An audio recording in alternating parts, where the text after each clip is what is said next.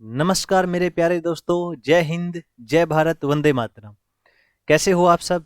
उम्मीद करता हूँ आप सब अच्छे होंगे। मैं मनदीप कुंडू स्वागत करता हूँ आप सभी का आपके अपने ऑनलाइन परिवार अपनी पाठशाला में। तो आज का हमारा टॉपिक रहेगा डेटा सफिशिएंसी। हिंदी में बात करें तो आंकड़े पर्याप्तता। बहुत सारे बच्चों को तो यही नहीं पता कि कौन सा टॉपिक है, ये कैसे प्रश्न आते हैं। आज का अगर कंपटीशन की बात करें तो ऐसा कोई एग्जाम नहीं है जहां इसका 1 या 2 प्रश्न ना आए।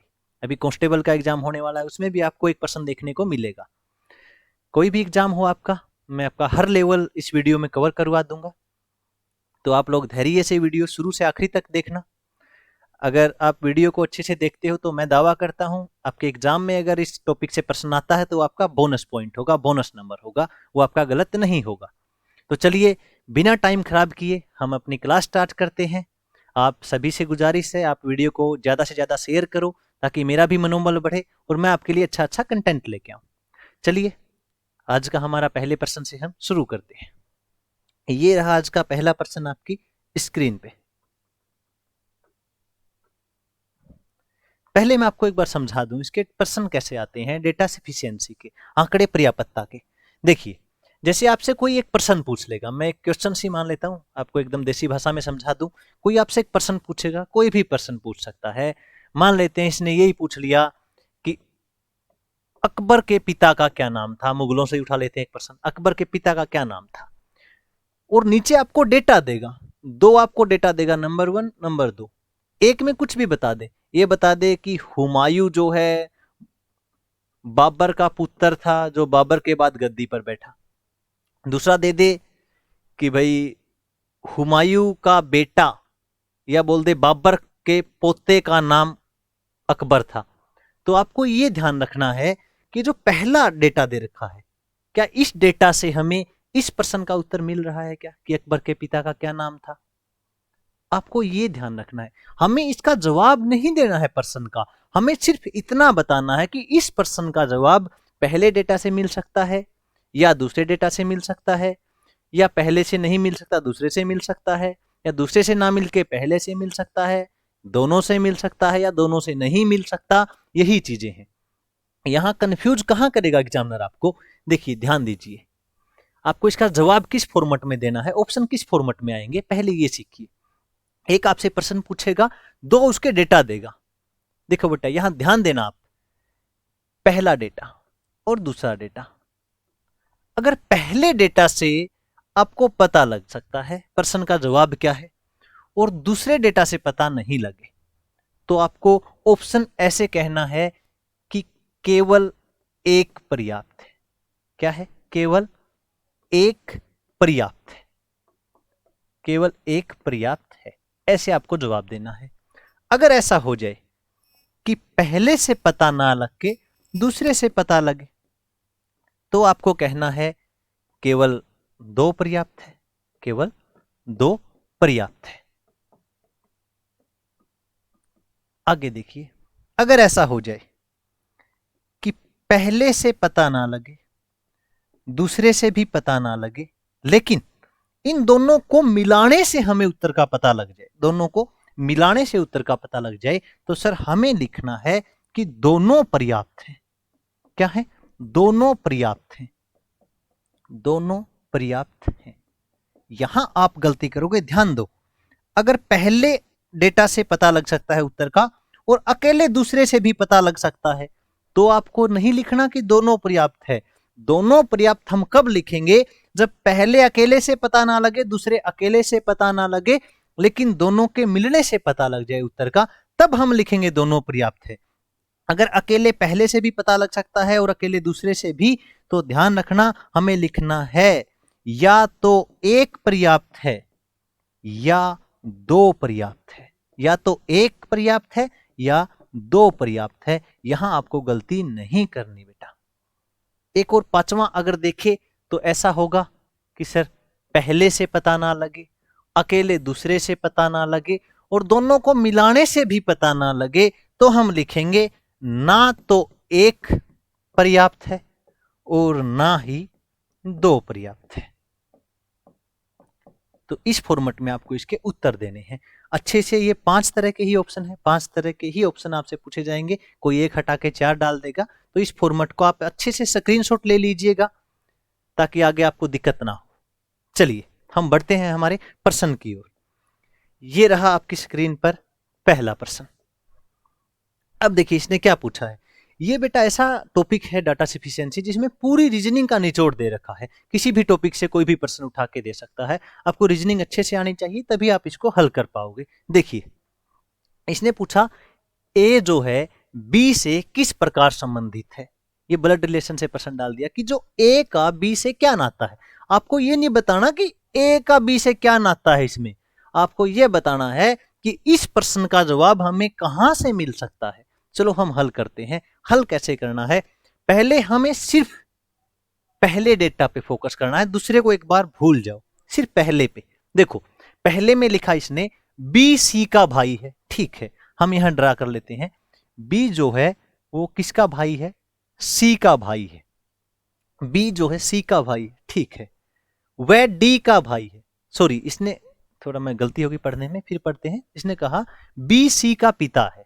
बी जो है वो किसका पिता है, वो सी का पिता है, ठीक है, हमने ड्रा कर लिया। आगे इसने बताया बी सी का पिता है, वह डी का भाई है। कौन, बी, किसका भाई है, डी का भाई है। पहला डेटा इतना है।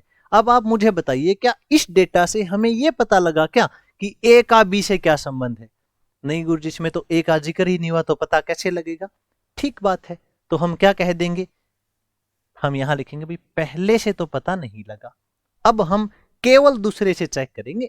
अब पहले को भूल जाओ एक बार के लिए, पहले अकेले अकेले को चेक करना है बेटा, दोनों को मिक्स नहीं कर देना है। हमने केवल पहला चेक किया, पहले से हमें उत्तर नहीं मिला, अब केवल दूसरा हम चेक करेंगे, केवल दूसरा। केवल दूसरे में देखिए, पहले को भूल जाओ एक बार, केवल दूसरे पे आ जाओ। इसे लिखा ए जो है डी का भाई है, यहां मैं लिख देता हूं ए जो है किसका भाई है, डी का भाई है, ठीक है। वह सी का पुत्र है, कौन, ए, ये ए किसका पुत्र है, सी का। अब आप मुझे बताइए इससे हमें ए बी के संबंध का पता लगा क्या। नहीं गुरुजी इसमें तो बी का जिक्र ही नहीं हुआ, तो हम कहेंगे केवल दूसरे से भी हमें पता नहीं लगा। अब देखिए बेटा अब क्या करना है, अब दोनों को मिला के चेक करना है। अब हम दोनों को मिला के चेक करेंगे, कैसे, देखो पहले पहले का ड्रॉ करेंगे। बी सी का पिता है, ये बी जो है किसका पिता है, सी का, ठीक है। वह डी का भाई है, ये लीजिए डी का भाई है, ऐसे आप ग्राफ बना लीजिए। अब दूसरे को देखो, ए डी का भाई है, ए किसका भाई है, डी का, ठीक है। वह सी का पुत्र है, इसके पिता कौन हुए, सी। अब हमें पता लग गया, ये देखिए बी और ए जो है बी का क्या है, ए बी का भाई है। हमें पता लग गया। सर कहां से पता लगा, इन दोनों को मिलाने से पता लगा। तो वही हमारा हो गया, अकेले पहले से भी पता ना लगा, अकेले दूसरे से भी नहीं लगा, लेकिन दोनों के मिलाने से पता लग गया। तो हमारा जवाब क्या होगा, सर हमारा जवाब होगा दोनों पर्याप्त हैं, दोनों आंकड़े पर्याप्त हैं, दोनों पर्याप्त हैं, दोनों क्या है, पर्याप्त हैं। तो इस प्रकार से ये प्रश्न हमें हल करने हैं। आशा करता हूं आपको समझ में आया होगा। तो चलिए हम बढ़ते हैं हमारे अगले प्रश्न की ओर। अगला प्रश्न आपकी स्क्रीन पर ये रहा। अब देखिए ये डायरेक्शन से प्रश्न आ गया, दिशा से प्रश्न आ गया। इसमें क्या पूछा है, इसमें पूछा है आर की किस दिशा में क्यू है। इसने पूछा आर एक बैठा है, कोई एक क्यू बैठा है, तो ये बताना है कि आर की किस दिशा में क्यू है।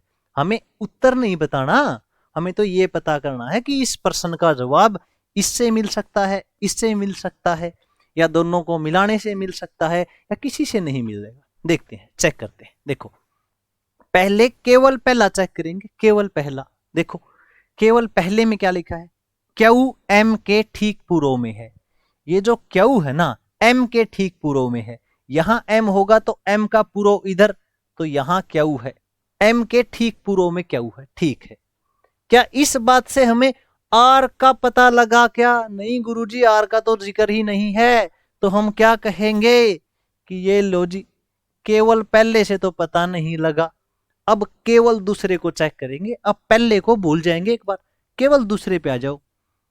केवल दूसरे में क्या लिखा है, एम आर के ठीक दक्षिण में है। ये देखो जी, एम जो है आर के ठीक दक्षिण में है। आर का दक्षिण इधर, आर के ठीक दक्षिण में कौन है? एम। अब मुझे बताओ, इस बात से हमें आर और क्यू का पता लगा क्या? यहां क्यू का जिक्र नहीं तो नहीं बता पाएंगे। तो सीधी सी बात है, ये लो जी, केवल दूसरे से भी पता नहीं लगा। अब दोनों को मिला के चेक करेंगे, दोनों को मिला के देखते हैं, दोनों को मिला के पता लगेगा क्या। पहले पहला डायग्राम बनाएंगे। क्यू एम के ठीक पूर्व में है। ये लो जी, एम के ठीक पूर्व में कौन है? क्यू है। ठीक है जी। एम आर के ठीक दक्षिण में है। ये जो एम है ना, ये किसके दक्षिण में है? आर के। आर के ठीक दक्षिण में है। अब बताओ, आर की किस दिशा में क्यू है? आर यहां और क्यू इधर। इधर पूर्व हो गया बेटा और इधर हो गया दक्षिण। तो ये दक्षिण पूर्व में हो गया। क्या हमें दोनों के मिलाने से प्रश्न का उत्तर मिल गया क्या? हाँ गुरुजी, मिल गया। तो हम क्या कहेंगे? हम कहेंगे सर, दोनों को मिलाने से उत्तर मिला, तो वही हमारा उत्तर हो जाएगा कि दोनों पर्याप्त हैं। क्या है? दोनों पर्याप्त हैं। ये लीजिए सर, दोनों पर्याप्त हैं। चलिए हम बढ़ते हैं हमारे अगले प्रश्न की ओर। अगर आपको वीडियो अच्छी लगे, अच्छे से समझ में आए, तो इसको शेयर जरूर कर दो अपने मित्रों के साथ। और जिसने चैनल को सब्सक्राइब नहीं किया वो सब्सक्राइब कर ले। आप सब्सक्राइब करोगे, वीडियो को शेयर करोगे, जितने ज्यादा लोग हमारे परिवार में जुड़ेंगे, मेरा मनोबल उतना ही बढ़ेगा और आपके लिए उतनी ही अच्छी मैं क्लासें लेके आऊंगा। और भी टीचर की टीम उतारेंगे अभी अपने चैनल पे। धीरे धीरे थोड़ा थोड़ा चैनल ग्रोथ करे, उस हिसाब से सभी विषयों की आपको क्लास मिलेगी। अभी 10 तारीख के बाद आपकी लाइव सेशन भी स्टार्ट हो जाएगा। चलिए हम बढ़ते हैं हमारे अगले प्रश्न की ओर। पी क्यू आर एस व टी में सबसे भारी कौन है? देखो प्रश्न क्या है, प्रश्न 5 लोगों का जिक्र है और ये पूछा है कि इन 5 लोगों में सबसे भारी कौन है? सबसे भारी कौन है? देखो हम कैसे हल करेंगे, पहले केवल पहले पे फोकस करेंगे। केवल पहले पे, केवल पहले में क्या दे रखा है? देखो केवल पहले में बता रखा है क्यू जो है आर व टी से भारी है। ठीक है जी, मैं यहां लिख लेता हूं, ये क्यू है, ये किस किस से भारी है? आर और टी से भारी है। मतलब आर और टी इससे हल्के हैं, इससे नीचे आ जाएंगे। ठीक है जी, आगे दिखा, लेकिन केवल एस से हल्का है। कौन? क्यू। क्यू का जिक्र कर रखा है। क्यू किससे हल्का है? केवल एस से। केवल एक व्यक्ति से हल्का है। केवल किससे हल्का है? केवल एस से हल्का है। बचा कौन? पी बचा। अब पी क्यू से भारी तो हो नहीं सकता, क्योंकि इसने लिखा है क्यू जो है केवल एस से हल्का है, बाकी सबसे भारी है या बराबर है। ठीक है, पी या तो यहां इसके बराबर में आ सकता है या नीचे आ सकता है। अब क्या हमें इससे ये पता लगा क्या कि सबसे भारी कौन है? गुरुजी बिल्कुल पता लग गया, सबसे भारी एस है। हाँ जी, तो हम यहां लिखेंगे भाई, केवल पहले से हमें पता लग गया, केवल पहले से हमें पता लग गया। यहां आपको छोड़ नहीं देना है, आपको दूसरा भी चेक करना है। यहां गलती मत कर देना पेपर में कि उत्तर का तो पता लग गया और हमने उत्तर कर दिया। नहीं, हमें दूसरा भी चेक करना है। केवल पहले से तो पता लग गया, अब ये देखो दूसरे से भी पता लग सकता है क्या? अब दूसरे को चेक करो। दूसरे में कह रखा है आर ऊपर से तीसरा है जब सभी के भार को अवरोही क्रम में व्यवस्थित करे। आर ऊपर से तीसरा है भाई, आर के ऊपर एक जना है, 2 जना है, फिर तीसरे नंबर पे है। कब? जब अवरोही क्रम में इनको बैठाएं, पहले भारी फिर हल्का ऐसे। और लिखा इसने आर जो है वो टी व पी से भारी है, मतलब टी व पी आर से हल्के हैं। टी व पी इससे नीचे आ जाएंगे। क्या इससे हमें सबसे भारी कौन है उसका पता लगा क्या? नहीं लगा गुरुजी, ऊपर तो 2 लोग रह गए, क्लियर नहीं कर रखा। तो सही है, केवल दूसरे से हमें इस बात का पता नहीं लगा। केवल एक से पता लग गया, केवल 2 से नहीं लगा। तो हमारा जवाब क्या होगा? हम कह देंगे गुरुजी केवल एक पर्याप्त है। क्या है? केवल एक पर्याप्त है। केवल एक पर्याप्त है। दोनों चेक करने क्यों जरूरी है? दोनों चेक करने इसलिए जरूरी है, अगर केवल एक से पता लग जाए और हो सकता है भाई दूसरे से भी पता लग जाए, तो हमारा उत्तर बदल जाएगा, फिर हो जाएगा या तो एक पर्याप्त है या 2। ध्यान दो, यहां सिर्फ एक पर्याप्त है, दूसरे से पता नहीं लगा, तो हम लिख देंगे केवल एक पर्याप्त है। तो चलिए हम बढ़ते हैं हमारे अगले प्रश्न की ओर। अगला प्रश्न आपकी स्क्रीन पर ये रहा। सप्ताह के किस दिन चुन्नीलाल चेन्नई गया। ये देखो मेरा एक बड़ा प्यारा विद्यार्थी रहा है चुन्नीलाल ऑफलाइन क्लास का, तो मैंने उसका नाम डाल दिया पेपर में।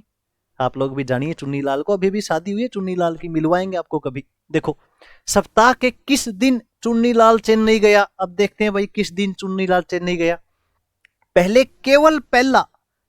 केवल पहला डेटा देखेंगे, केवल पहले में क्या लिखा है, चुन्नीलाल चेन्नई से हैदराबाद गुरुवार को लौटा। चुन्नीलाल चेन्नई से, कहां से, चेन्नई से वापस लौटा हैदराबाद लौटा। कब लौटा, गुरुवार को। इस बात से ये पता कहां लगा कि वो चेन्नई गया कब, नहीं पता लगा ना गुरुजी, नहीं पता लगा। तो हम क्या कहेंगे भाई, केवल पहले से तो पता नहीं लगा। अब केवल दूसरे को चेक करेंगे, पहले को एक बार भूल जाएंगे, केवल दूसरे को चेक करेंगे। केवल दूसरे पे आ जाओ। केवल दूसरे में क्या लिखा है, चुन्नीलाल चेन्नई जाने के लिए हैदराबाद से सोमवार को रवाना हुआ। भाई सोमवार को हैदराबाद से रवाना हुआ। अब चेन्नई कब गया ये तो नहीं पता भाई, चेन्नई पता नहीं कब पहुंचे। क्या पता चुन्नीलाल पैदल जाता हो, क्या पता चुन्नीलाल फ्लाइट से जाता हो, कोई जरूरी नहीं है ना। बिल्कुल गुरुजी, केवल दूसरे डाटा से पता लगा क्या, ना गुरुजी, केवल दूसरे से भी क्लियर नहीं हुआ। ठीक है भाई, दोनों को मिला के चेक करें क्या, मिला के चेक कर लेते हैं। चुन्नीलाल चेन्नई से हैदराबाद गुरुवार को लौटा, ये चेन्नई जी, ये हैदराबाद। चेन्नई से लौटा कब, गुरुवार को। और चेन्नई के लिए रवाना कब हुआ, सोमवार को। अब भी क्लियर नहीं हुआ भाई, क्या पता चेन्नई लाल 2 घंटे में पहुंच जाए, क्या पता चुन्नीलाल 3 दिन में पहुंचे। दोनों को मिला के भी क्लियर नहीं हुआ, ना पहले से पता लगा, ना दूसरे से, और ना दोनों को मिला के। पहला गलत, दूसरा गलत, दोनों को मिला के भी गलत। तो हमारा जवाब क्या होगा, हमारा जवाब होगा ना तो 1 पर्याप्त है और ना ही 2 पर्याप्त है, ना 1 पर्याप्त है और ना ही 2 पर्याप्त है। चलिए हम बढ़ते हैं हमारे अगले प्रश्न की ओर। अगला प्रश्न आपकी स्क्रीन पर ये रहा, मुरली की कितनी पुत्री है। अब देखो ध्यान दो, मुरली की कितनी पुत्री है ये पता करना हमें, मुरली की कितनी पुत्री है। देखो केवल पहला डेटा प्राप्त करो। मुरली भी मेरा स्टूडेंट रहा है तो मैं उन्हीं के नाम डाल देता हूं। ये डूंगरदान भी मेरा स्टूडेंट है तो मैं इनके नाम डाल देता हूं, ऑफलाइन क्लास वाले बच्चों के। ठीक है, पहले डेटा से पता करेंगे, सिर्फ पहले डेटा से। डूंगरदान की सिर्फ पी और क्यू पुत्री है। ये लो जी, मैं यहां लिख देता हूं, एक डूंगरदान है, डी फॉर डूंगरदान। डूंगरदान की सिर्फ 2 पुत्री हैं, कौन कौन, पी और क्यू। इसकी पुत्री आ गई जी पी और क्यू। ठीक है, अब ये पता करो, ये बताओ मुझे कि डूंगरदान की 2 पुत्री हैं, पी और क्यू। क्या इस बात से ये क्लियर हुआ क्या कि मुरली की कितनी पुत्री हैं? नहीं क्लियर हुआ गुरुजी। तो क्या कहेंगे भाई, केवल पहले से तो क्लियर नहीं हुआ, केवल पहले से तो क्लियर नहीं हुआ। अब केवल दूसरे को चेक करेंगे, पहले को एक बार भूल जाओ, केवल दूसरे पे आ जाओ। केवल दूसरे पे देखो, डी पी का भाई है। ठीक है जी, यहां लिख लू मैं, डी किसका भाई है, पी का भाई है। ठीक है, तथा मुरली का पुत्र है, कौन, डी। डी किसका पुत्र है, डी मुरली का पुत्र है। क्या इससे ये क्लियर हो गया क्या कि कितनी पुत्री है? नहीं भाई, हो सकता है इसकी और भी बहन हो, क्लियर नहीं हुआ। ठीक है गुरुजी, केवल 2 से भी क्लियर नहीं हुआ, केवल 2 से भी क्लियर नहीं हुआ। अब आगे आ जाओ, अब क्या करेंगे गुरुजी, अब दोनों को मिला के चेक करेंगे भाई, दोनों को मिला के चेक करेंगे। ये देखो, डूंगरदान की सिर्फ 2 पुत्री है, पी और क्यू। ये डी फॉर डूंगरदान, इसकी 2 पुत्री हैं, पी भी पुत्री है और क्यू भी पुत्री है। ठीक है जी, डी पी का भाई है, पी का भाई कौन है, डी। और डी पुत्र किसका है, डी पुत्र है मुरली का। अब देखो ये दोनों हो गए पति पत्नी, और आपको पता लग गया मुरली का एक तो पुत्र है और 2 है पुत्रियां। तो हमें कब पता लगा इस प्रश्न का सही उत्तर, जब दोनों को मिला के चेक किया गया। कब पता चेक किया गया, दोनों को मिला के। तो केवल पहले से गलत हो गया, केवल दूसरे से गलत हो गया। ठीक कब हुआ, दोनों को मिलाने से। तो हम इसका जवाब क्या देंगे, इसका जवाब हम देंगे बेटा दोनों पर्याप्त हैं। क्या है? दोनों पर्याप्त हैं, दोनों पर्याप्त हैं। तो आशा करता हूं आप एग्जाम में ये गलती नहीं करोगे। आपको पहले अकेला पहला डेटा हल करना है, फिर अकेला दूसरा करना है, फिर दोनों को मिला के करना है। चलिए हम बढ़ते हैं हमारे अगले प्रश्न की ओर। अगला प्रश्न में कह रखा नाउ का कोड क्या होगा। नाउ का कोड बताना भाई क्या होगा। ये देखो ये कोडिंग डिकोडिंग से आ गया। ये टॉपिक ऐसा है बेटा डेटा सफिशिएंसी जिसमें पूरी रीजनिंग का निचोड़ा जाता है। अब देखो now and then you come, इसमें बेटा पर्सन अधूरा डाला हुआ है, पर्सन पूरा नहीं डाला हमारे ऑपरेटर ने। ये देखो पर्सन अधूरा डाल दिया। चलो मैं बता देता हूं, उसको थोड़ा आप पूरा कर लेते हैं। Now and then, now and then को हम लिख दे मान लो 967, ठीक है जी। अब हम लिख दें then you come, then you came, तो मैं यहां लिख दूं 685। अब देखो भाई इसका ये अर्थ है कि नाउ एंड देन इसका कोड है 967। अब इसका ये मतलब नहीं कि नाउ का कोड 9 हो गया, ना ना, इन तीनों के कोड ये तीनों है, कौन सा भी हो सकता है। अब देखो क्या अकेले पहले से पता लगेगा क्या? ना गुरुजी अकेले पहले से तो नहीं लगेगा। ये लो बताओ अकेले दूसरे से पता लगेगा क्या? अकेले दूसरे में तो नाउ है ही नहीं, पता इससे भी नहीं लगेगा। ये लो जी क्रॉस करो। अब दोनों को मिला के चेक करेंगे। क्या करेंगे? दोनों को मिला के चेक करेंगे। इन दोनों में कॉमन क्या बेटा? इन दोनों में गुरुजी 6 कॉमन है, ठीक है भाई। इन दोनों में क्या कॉमन है भाई? इन दोनों में देन कॉमन है, ठीक है जी। अब हमें क्या पता लगा? हमें पता लग गया जी देन का कोड क्या है। देन का कोड 6 है, बिल्कुल सही बात है भाई। देन का कोड पता लग गया 6 है। अब यहां 2 बच गए, यहां 2 बच गए। क्या दोनों को मिलाने से नाउ का कोड पता लगा क्या? नहीं लगा। तो हम क्या कहेंगे कि दोनों को मिलाने से भी पता नहीं लगा। पहला अकेला गलत, दूसरा गलत, दोनों को मिलाने से भी ना पता लगे तो क्या कहेंगे? ना तो एक पर्याप्त है। क्या कहेंगे? ना तो एक और ना ही 2 पर्याप्त है। दोनों ही डेटा है पर्याप्त है, ना तो एक पर्याप्त है और ना ही 2 पर्याप्त है। चलिए हम बढ़ते हैं हमारे अगले प्रश्न की ओर। अगला प्रश्न आपकी स्क्रीन पर ये रहा। अचलपुर से दुर्गापुर के बीच सबसे छोटा मार्ग, सबसे छोटे मार्ग की लंबाई क्या है? सबसे छोटे मार्ग की लंबाई क्या है? ये बहुत प्यारा प्रश्न है। देखिए हमें इसकी लंबाई नहीं बतानी, हमें यह बताना है इसका जवाब कहां से मिलेगा। पहले केवल पहला हल करेंगे बेटा, केवल पहला। ध्यान दो केवल पहला, दूसरे को एक बार भूल जाओ। पहले में लिखा दुर्गापुर मीरापुर से 8 किलोमीटर उत्तर में है, ठीक है जी। मीरापुर से, कहां से? ये मैं लिख देता हूं मीरापुर से। मीरापुर इधर तो उत्तर कहां हुआ? इससे ऊपर हो गया जी। यहां कौन है? यहां दुर्गापुर है। कितने किलोमीटर है? गुरुजी 8 किलोमीटर है, ठीक है जी, लिख दिया, ठीक है। 8 किलोमीटर। जो कौन, जो यहां प्रयोग होगा मीरापुर के लिए। इसने कहा दुर्गापुर मीरापुर से 8 किलोमीटर उत्तर में है, जो अचलपुर से 162 किलोमीटर दूर है। जो कौन? जो दुर्गापुर अचलपुर से कितना किलोमीटर दूर है? 162 किलोमीटर दूर है। अब बेटा ये श्योर नहीं है ना कि अचलपुर इधर है या इसके इधर है या इसके नीचे है या इसके ऊपर है, नहीं पता ना, नहीं पता गुरुजी। तो अचलपुर और दुर्गापुर के बीच में, अचलपुर और दुर्गापुर के बीच में,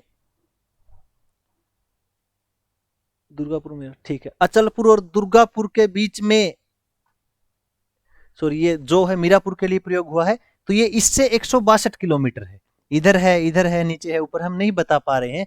तो अचलपुर और दुर्गापुर के बीच में सबसे छोटा मार्ग हम नहीं बता सकते केवल पहले डेटा के अनुसार। तो हम यहां लिख देंगे गुरुजी केवल पहले से तो पता नहीं लगा, क्योंकि दिशा नहीं दे रखी। दिशा दी होती तो हम पता लगा लेते। अब इनकी दिशा नहीं दे रखी कि ये किस दिशा में है अचलपुर। अब क्या करेंगे? अब पहले को एक बार भूल जाओ, केवल दूसरे पे आ जाओ बेटा, केवल दूसरे पे। देखो केवल दूसरे में क्या कह रहा है कि अचलपुर विजनौल से 68 किलोमीटर है, ठीक है जी। अचलपुर जो है, अचलपुर 68 किलोमीटर दूर है, किससे? विजनौल से। अब ये नहीं पता कि विजनौल इसके इधर 68 किलोमीटर है, इधर है, इधर है, इधर है कि किधर है। यहां भी क्लियर नहीं है हमारा, क्या क्लियर नहीं है, दिशा क्लियर नहीं है। जो कौन, विजनौल दुर्गापुर से 28 किलोमीटर है, और विजनौल दुर्गापुर से 28 किलोमीटर है, दिशा यहां भी नहीं दे रखी। बेटा जब तक दिशा नहीं देगा तब तक हम न्यूनतम दूरी नहीं निकाल पाएंगे, तो हम कहेंगे सर दूसरे से भी पता नहीं लगेगा। और दिशा नहीं दे रखी है तो चाहे दोनों को मिक्स कर लो तो भी पता नहीं लगेगा, ना पहले से पता लगा, ना दूसरे से, और ना दोनों को मिलाने से पता लगा। तो हम क्या जवाब होगा हमारा, सही उत्तर क्या होगा, सही उत्तर होगा गुरुजी ना तो एक पर्याप्त है और ना ही दो पर्याप्त है। हम लिख देंगे ना तो एक ना दो पर्याप्त है। ये लीजिए, तो एग्जाम में आपका इस टॉपिक से प्रश्न आ जाए तो नंबर नहीं कटना चाहिए, आपको एकदम धैर्य से इसका जवाब देना है। हम बढ़ते हैं हमारे अगले प्रश्न की ओर। अगला प्रश्न आपकी स्क्रीन पर ये रहा। आप सबसे मेरा अनुरोध है कि वीडियो को ज्यादा से ज्यादा आप शेयर कीजिए, उससे ज्यादा लोग हमारे चैनल से जुड़ेंगे और मेरा भी मनोबल बढ़ेगा। जिसे सब्सक्राइब नहीं किया चैनल को वो सब्सक्राइब भी कर ले। चलो, वर्तमान में पाकिस्तान में बेरोजगारी की संख्या कितनी है? वो तो पता ही है भाई, सारा ही बेरोजगार है, रोजगार है ही नहीं पाकिस्तान में। चलो, उससे भावनाओं पे से के साथ नहीं खेलना, आपको किसी की अपनी फीलिंग्स भी ऐड नहीं करनी, सिर्फ यहाँ जो डेटा दे रखा उसके हिसाब से बताना है आपको, ठीक है ना। हाँ, पाकिस्तान का जिक्र हो गया। पाकिस्तान में बेरोजगारों की संख्या बतानी है, बेरोजगारों की केवल पहले डेटा से चेक करेंगे, केवल पहले से। देखो, पहले ने क्या कहा कि 2011 की जनगणना के अनुसार बेरोजगारी दर 79.77 थी, वह प्रत्येक वर्ष 0.7 की दर से बढ़ी है। मतलब 11 की जनगणना के अनुसार बेरोजगारी दर कितनी थी, इतनी थी गुरुजी, और प्रत्येक वर्ष कितने परसेंट से बढ़ती है, 0.7 से बढ़ती है। तो क्या इस हिसाब से हमें पता लग गया क्या बेरोजगारों की संख्या कितनी है? गुरुजी यहां तो सिर्फ हमें प्रतिशत पता लग सकता है, केवल प्रतिशत पता लग सकता है कि 11 में इतनी थी, प्रत्येक वर्ष 0.7% बढ़ी, तो हम बढ़ा के सिर्फ प्रतिशत बताते थे, संख्या नहीं बता सकते। संख्या नहीं बता सकते तो हम यहां लिख देंगे कि केवल पहले से तो पता नहीं लगा। ठीक है जी, अब पहले को एक बार भूल जाओ, केवल दूसरे पे आ जाओ। केवल दूसरे पे देखेंगे हम। केवल दूसरे में क्या कहा, आज से एक वर्ष बाद जो बेरोजगारों की संख्या है वो इतनी हो जाएगी, इकाई दाई सैकड़ा हजार 10,000 लाख 10 लाख 57,36,940 इतनी हो जाएगी। कब? आज से एक वर्ष बाद। जो पिछले वर्ष से कितनी कम है, 1300 कम है। पिछले वर्ष से कौन से?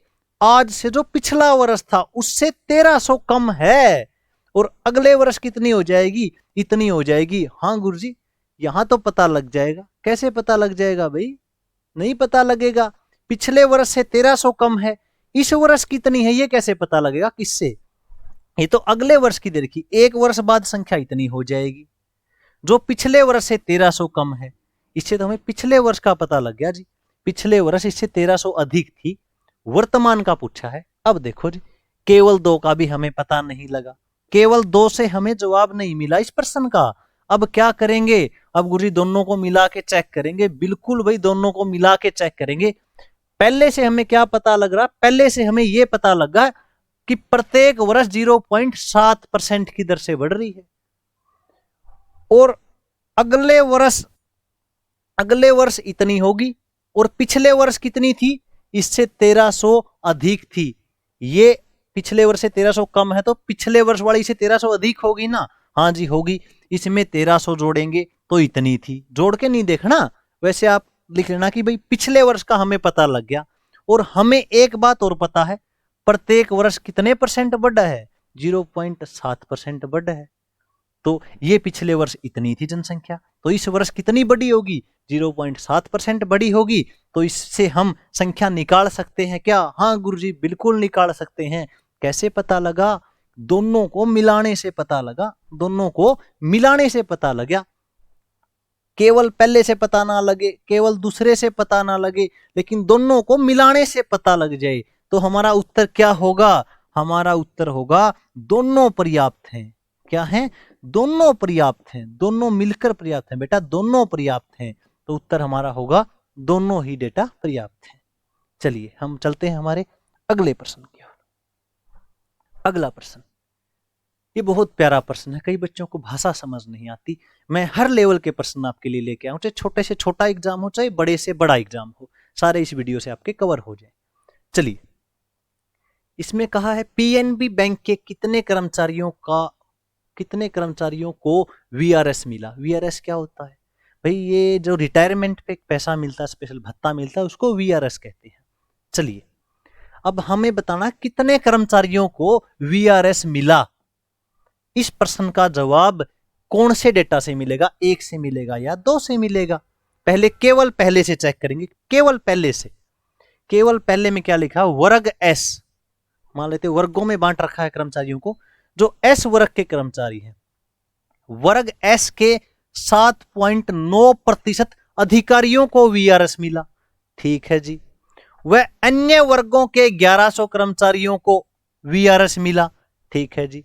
वह केवल डी वर्ग के 6% कर्मचारियों को वीआरएस मिला। देखो समझो इसको, इसने कहा 3 वर्ग बांट रखे हैं। एक तो एस वर्ग, एस वर्ग के 7.9% अधिकारियों को वीआरएस मिला। कर्मचारियों का तो जिक्र ही नहीं है, पूछा तो कर्मचारियों का है, यहां अधिकारी दे दिया। तो अब हमें यही नहीं पता लगाना कि एस वर्ग के कितने कर्मचारियों को मिलेगा। नहीं मिलेगा गुरुजी, नहीं पता लगा। तो हम इसके अनुसार तो भाई निष्कर्ष नहीं निकाल सकते, उत्तर नहीं निकाल सकते कि कितने कर्मचारियों को वीआरएस मिला। तो क्या करेंगे भाई? पहला, केवल पहला तो गलत है, केवल पहले से तो हमें उत्तर नहीं मिल सकता। अब पहले को भूल जाओ, केवल दूसरे पे आ जाओ। केवल दूसरे पे, केवल दूसरे में क्या कहा है कि 5000 ऐसे कर्मचारी हैं, 5000 क्या हैं? ऐसे कर्मचारी हैं, ऐसे कर्मचारी हैं जिन्हें वीआरएस नहीं मिला। ठीक है जी। वह वीआरएस मिलने वाले कर्मचारियों में 300 को निरस्त कर दिया। 300 को क्या कर दिया? निरस्त कर दिया। ठीक है जी। भाई इसको तो वो पता लग गया ना हमें कि 5000 तो वो हैं जिनको मिला नहीं। तो इससे तो ये तो पता नहीं लगा ना कि कितनों को मिला। हाँ गुरुजी, ये बात भी ठीक है, नहीं पता लगा। तो केवल दूसरे से पता लगा क्या? नहीं सर, केवल दूसरे से भी पता नहीं लगा। अब क्या करेंगे? अब तो जी दोनों को मिला के चेक करेंगे। देखो भाई, पहले से क्या पता लगता कि वर्ग एस के इतने अधिकारियों को वीआरएस मिला। अन्य वर्गों के, अन्य वर्ग कौन से? एस को छोड़ के अन्य वर्ग, अन्य वर्गों के 1100 कर्मचारियों को वीआरएस मिला। 1100 कर्मचारियों को वीआरएस मिला। ये लो जी, अन्य वर्गों के 1100 कर्मचारियों को वीआरएस मिला। 1100 तो ये हो गए जिनको मिला है। ठीक है। केवल डी वर्ग के 6% कर्मचारियों को वीआरएस मिला। इसको छोड़ दो, हमें तो संख्या से मतलब है। ठीक है जी। अब 5000 तो ऐसे हैं जिन्हें वीआरएस नहीं मिला। ठीक है। और जिन कर्मचारियों को वीआरएस मिला उसमें से 300 निरस्त कर दिए। अब देखो बेटा, अन्य वर्ग, अन्य वर्ग कौन से हैं? जो एस को छोड़कर। अब एस वर्ग वालों का कौन बताएगा कि एस वर्ग में कितने कर्मचारियों को मिला? नहीं पता लगेगा गुरुजी, क्योंकि अधिकारियों का डेटा दे रखा है। तो डेटा तो पर्याप्त नहीं है, दोनों को मिलाने से भी हमें उत्तर नहीं मिला। तो क्या कर देंगे हम? ना पहले से मिला, ना दूसरे से, ना दोनों को मिलाने से। तो हमारा उत्तर क्या हो जाएगा? हमारा उत्तर हो जाएगा गुरुजी, ना तो 1 पर्याप्त है। क्या? ना तो 1 पर्याप्त है और ना ही 2 पर्याप्त है। ना तो 1 पर्याप्त है और ना ही 2 पर्याप्त है। चलिए हम बढ़ते हैं हमारे अगले और अंतिम प्रश्न की ओर। ये रहेगा इस क्लास का अंतिम प्रश्न। देखिए, एम एन से किस प्रकार संबंधित है? ब्लड रिलेशन से आ गया प्रश्न ये। एम जो है एन से किस प्रकार संबंधित है? हमें इसका उत्तर कैसे बताना? हमें इसका उत्तर नहीं बताना, हमें सिर्फ ये बताना है कि इस प्रश्न का जवाब इनमें से कौन से आंकड़े से मिल जाएगा। ठीक है, पहले केवल पहला चेक करेंगे बेटा, केवल पहला चेक करेंगे। देखिए, पी एम की पुत्री है। पी किसकी पुत्री है? एम की। ये जो पी है ये किसकी पुत्री है? ये एम की पुत्री है। ठीक है गुरुजी। पी एम की पुत्री तथा एस की माता है। कौन? पी किसकी माता है? एस की माता है। अब मुझे बताओ, क्या इस बात से एम और एन का रिश्ता क्लियर हो रहा है क्या? गुरुजी रिश्ता कैसे क्लियर होगा, एन का तो जिक्र ही नहीं हो रखा। ठीक है भाई, नहीं हो रहा तो क्लियर नहीं हो रहा, तो हम क्या कहेंगे कि केवल पहले से तो पता नहीं लगा भाई, केवल पहले से तो पता नहीं लगा। अब केवल दूसरे को चेक करेंगे, केवल दूसरे को, ये देखो पहले को एक बार भूल जाओ, केवल दूसरे पे आ जाओ। केवल दूसरे में क्या कह रखा है, टी पी का पुत्र है, ये मैं लिख लेता हूं जी, टी, ये टी किसका पुत्र है, पी का, ठीक है, तथा एन का पति है, कौन, टी, टी किसका पति है, एन का, पत्नी यहां आ जाएगी, एन पत्नी है। क्या सिर्फ इस बात से एम और एन का रिश्ता क्लियर हुआ क्या, गुरुजी इसमें तो एम का जिक्र ही नहीं हुआ, रिश्ता कैसे क्लियर होगा, सही बात है भाई। तो हम क्या कहेंगे भाई, केवल दूसरे से भी पता नहीं लगा, ये लो जी, केवल दूसरे से भी पता नहीं लगा। जब पहले से भी पता नहीं लगा, दूसरे से भी नहीं लगा, तो क्या करेंगे, दोनों को मिला के पढ़ेंगे, दोनों को क्या करेंगे, मिला के पढ़ेंगे। देखो पी एम की पुत्री है, ये लो जी, ये पी किसकी पुत्री है, एम की पुत्री है, तथा एस की माता है, ये पी किसकी माता है, एस की माता है, ऐसे ग्राफ बनेगा। अब दूसरे में क्या रखा, टी पी का पुत्र है, टी किसका पुत्र है, पी का, ये लो जी, टी यहां आ गया, टी पी का पुत्र है, तथा एन का पति है, ये किसका पति है, ये एन का पति है। अब देखो ये इसकी माता और ये किसकी पुत्री, ये एम की पुत्री। बताना क्या है, एम एन से किस प्रकार संबंधित है, एम जो है एन का के लग गया, क्या लग गया। अब ध्यान दो भाई, हमें यही क्लियर नहीं, यहां गलती करते हैं बच्चे, हमें जब यही क्लियर नहीं कि एम जो है औरत है या पुरुष है, लुगाई है या आदमी है, तो नाता कैसे बता सकते हैं हम। यहां बेटा ध्यान रखना, यहां पेपर में गलत नहीं कर देना। तो दोनों से मिलके भी हमें पता नहीं लगेगा, क्यों पता नहीं लगेगा, क्योंकि जेंडर क्लियर नहीं है, gender note clear, gender note clear, gender clear नहीं होगा तो हम रिश्ता नहीं बता पाएंगे। तो दोनों के मिलाने से भी हमें इसका पता नहीं लगेगा, और दोनों के मिलाने से भी पता ना लगे तो उत्तर हमारा आपको पता है क्या होगा, ना तो एक पर्याप्त है, क्या है, ना तो एक पर्याप्त है और ना दो पर्याप्त है, ना तो एक और ना दो पर्याप्त है। ये था हमारा आज की क्लास डेटा सफिशिएंसी, आंकड़े पर्याप्तता की। आशा करता हूं आपको समझ में आई होगी। आपको अच्छी लगे क्लास तो इसको आगे शेयर जरूर कर दें और ऐसे ही हमारा सहयोग बनाए रखें। आपसे मिलेंगे अगली क्लास में, तब तक के लिए अपना ख्याल रखें, स्वस्थ रहें। जय हिंद, जय भारत।